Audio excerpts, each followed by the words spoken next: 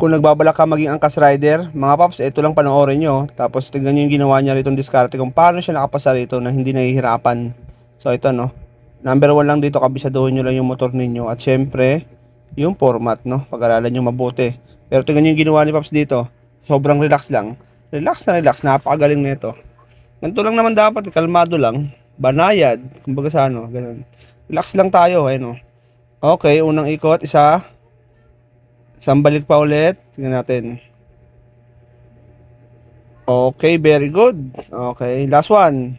Alam niya yung gagawin niya eh. Alam niya rin yung buwelo. Pinakagandahan dito. So, ayan, last one. Okay, tatlong balik kayo dun ha. Pangatlo na yun. Okay, very good. Number one, buwelo. Ganda ng buwelo niya si number one, di ba? Number one. Okay, very good. Then, number two, buwelong, tamang buwelo. Yan ang magandang buwelo. Ganyan, di ba? Aerox pen ha. Yamaha Aerox mga paps yan. Medyo malapad din yung motor na yan. Then, number 3 na medyo mahirap talaga. Okay, binasic lang. Then, number 4. Okay, very good. Okay. Mahusay si Idol. Magaling ka, Idol. Congratulations sa'yo. Pasado ka. So, yun mga paps, ganun lang. Gayahin nyo lang yung ginawa niya. Papasan na kayo niyan. Sigurado yan.